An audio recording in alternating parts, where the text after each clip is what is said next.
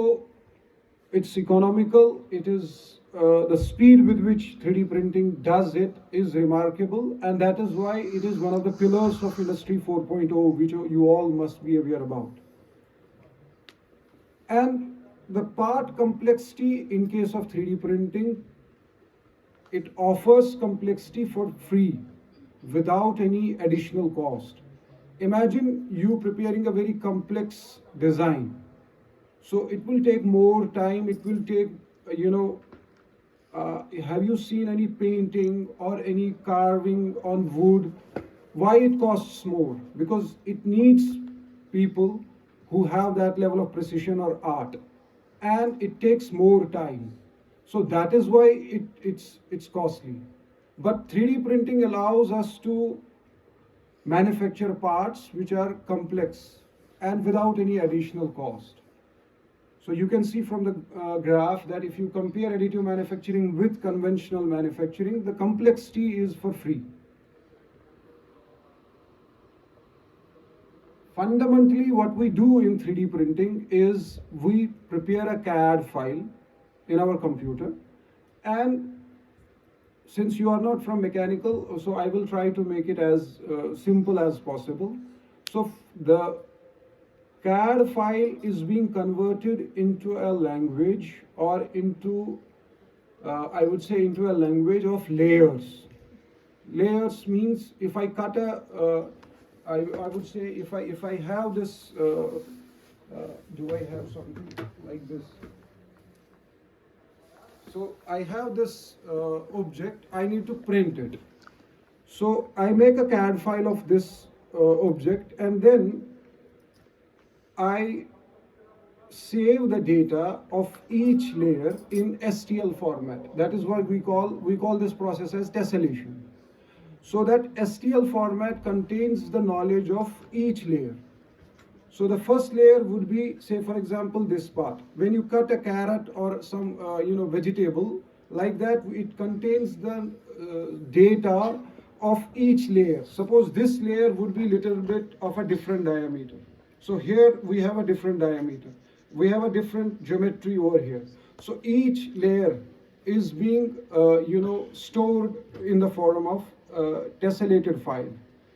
Then layer by layer the material gets deposited, layer by layer the part gets formed in a 3D printer, which I will show you. And then we have some little bit of post processing which is being done.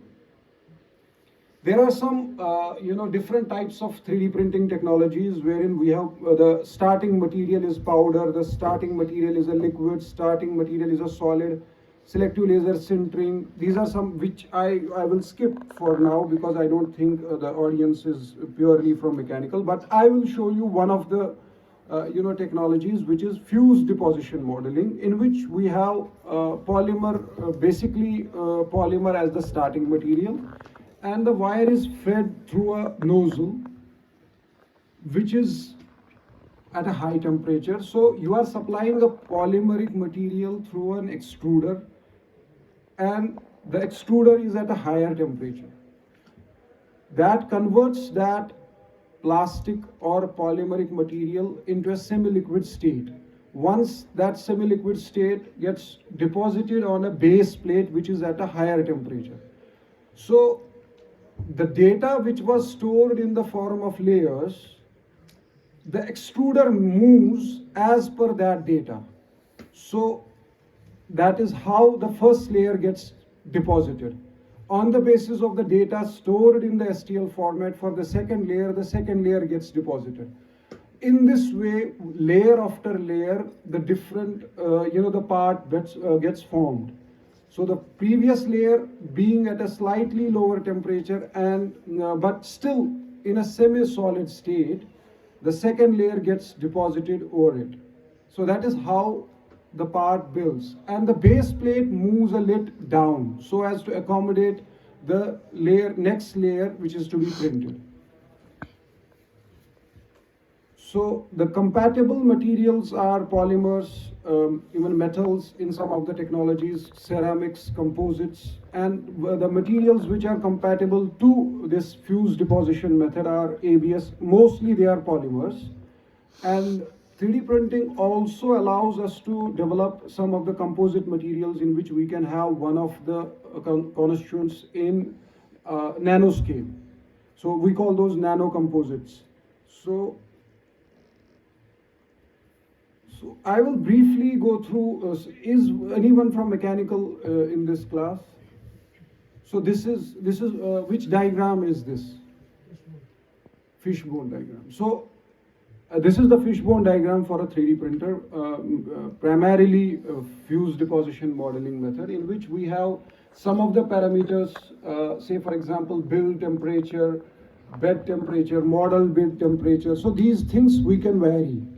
And for working parameters, we have raster angle, feed rate, layer thickness. We can vary, and this actually will contribute towards the part quality, its mechanical properties, its surface properties, the temperature of the room in which the 3D printer. If the fan is on, the part quality would be different. If you are using an AC, so the temperature of the subsequent layers, mechanical property of any 3D printed part will actually depend on the binding strength of each layer with the subsequent layer.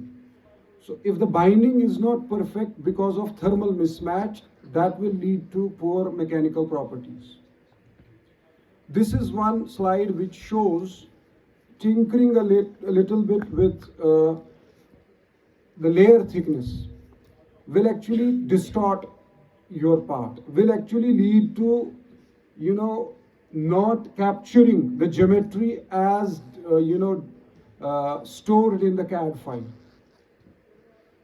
This is effect of layer thickness. The CAD file was such, and if you change the layer thickness, you can see how the handle of the cup gets distorted because the layer thickness in this case was more. These are some of the process parameters which you can change while printing. One of them being the infill pattern. Infill pattern, how you print a particular layer. What would be the infill pattern? It's like, printing as full 100%. But again, if you are from auto sector or if you are from industry, we always talk about lightweight materials. So one is developing materials which are light in weight and at the same time having good strength. But one good method is basically to use the concept of topology optimization, or using infill patterns wherever we don't require strength, or some of the patterns which are say for example, have any one of you seen a honeycomb? How does a honeycomb withstand so much of load? Because nature has created a structure of the form of a hexagon, and the load gets I would say distributed in a manner that it can withstand more load, and at the same time the material in developing that honeycomb is less. So taking lessons from nature, we can do a lot in this 3D printing, which was otherwise very difficult to do with conventional manufacturing processes. So you can change the infill density, you can change the direction of printing, different angles. So I don't want to go deep into this slide. So I will briefly go through new product development. What does new product development? There are some people from management, they will understand this better than me. We start with need analysis. So we basically, olden times, we had this need analysis was not needed much. The need was evident. We needed an aeroplane by which man could fly.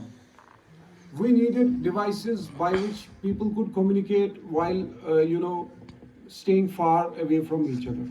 But nowadays, do you have ideas like this in which everyone knows that this is the need right now? No. I think no. Or if you have some ideas like those, can you tell me any idea like this? Yes, anyone? Which kind of ideas, sir? idea like which is which man had at the time there was no communication, at the time there was no telephone, at the time when there was no aeroplane, at the time when there was even no wheel. Yes, sir. I have idea. Yes, come on, share it. Mobile phone without having a physical mobile. But that concept has already, I think, been, if you concept of virtual reality and all, I think to some extent that has already been achieved.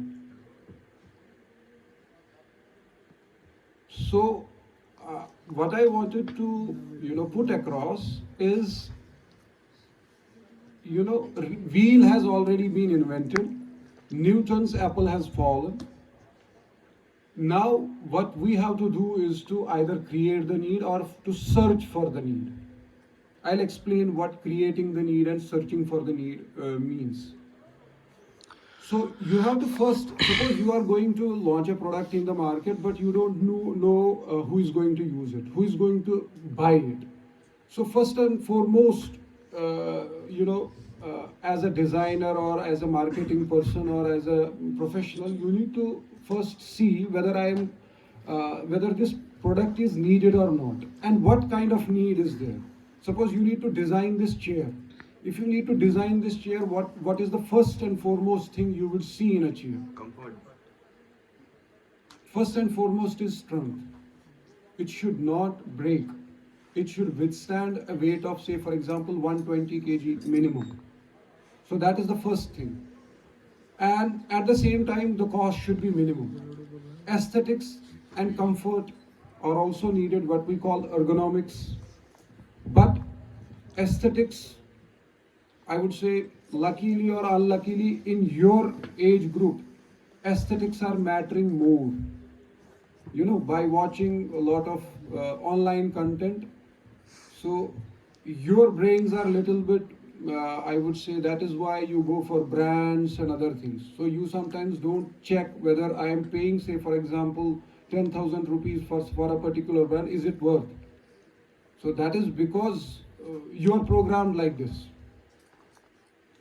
Our age, those I would say 90s kids, so we little bit, our mind goes in that direction, whether it's worth or not.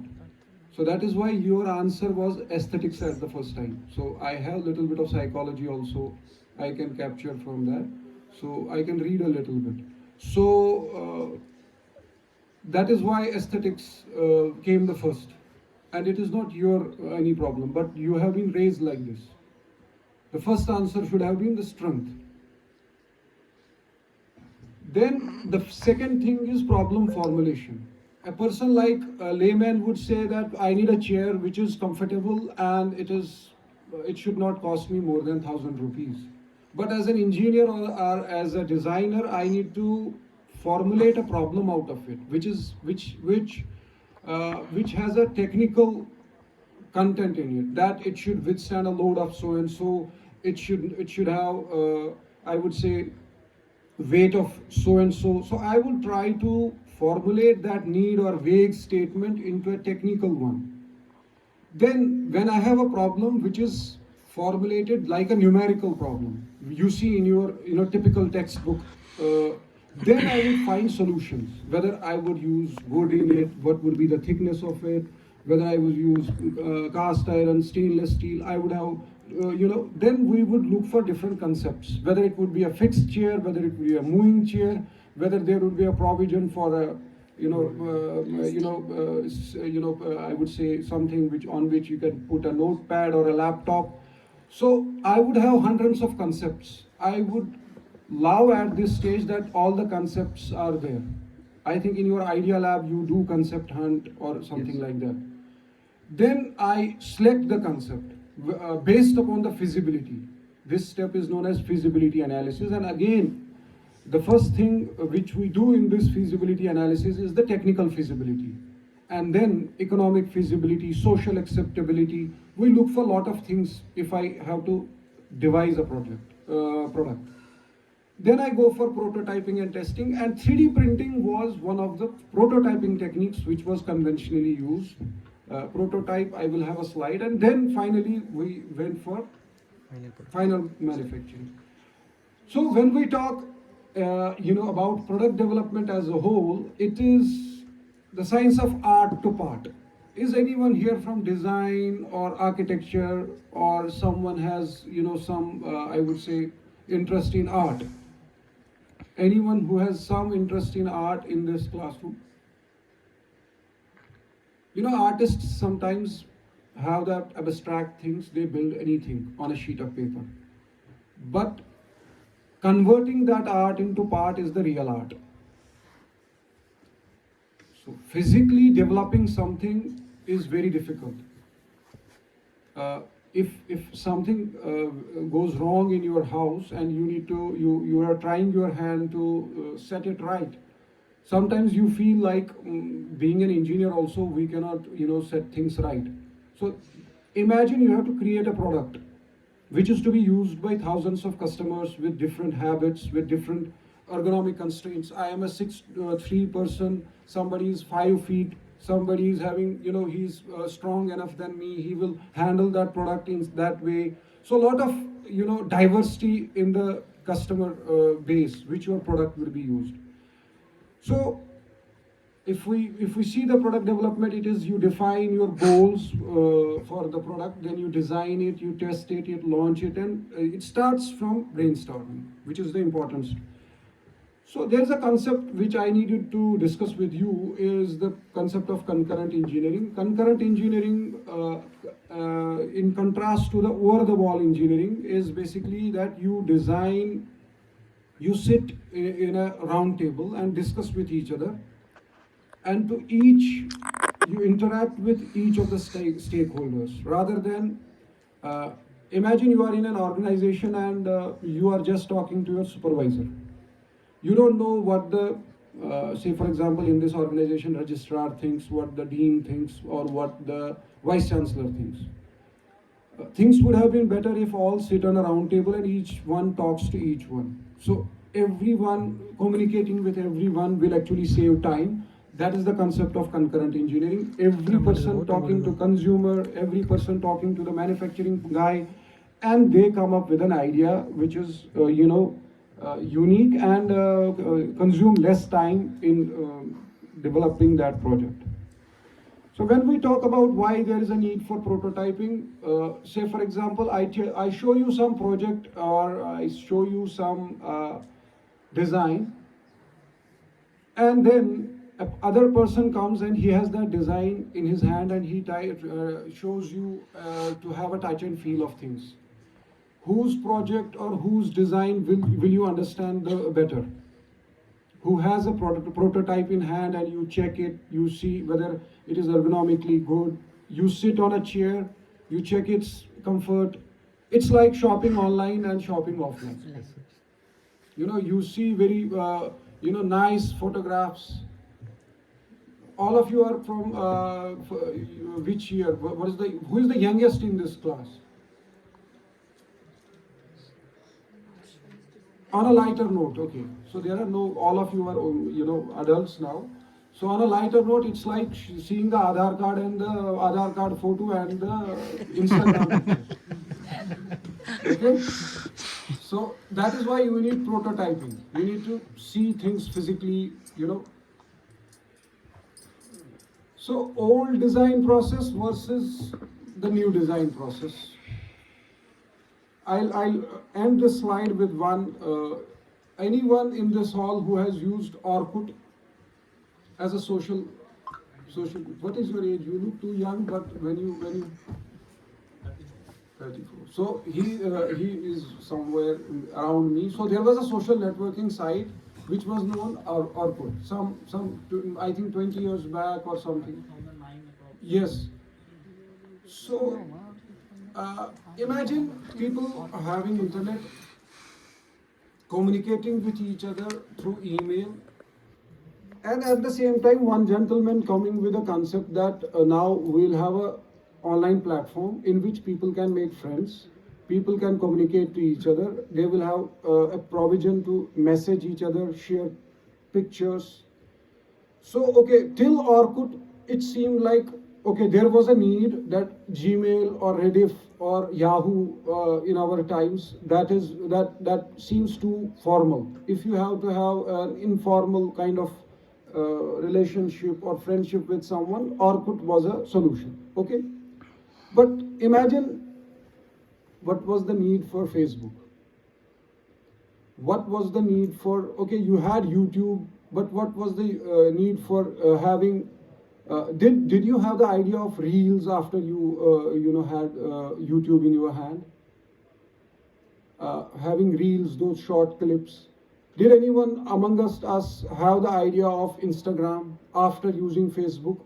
Did anyone among us had the idea that there will be something known as Snapchat or what else I would not mention on this platform, social networking sites? So in a way, rather than addressing the need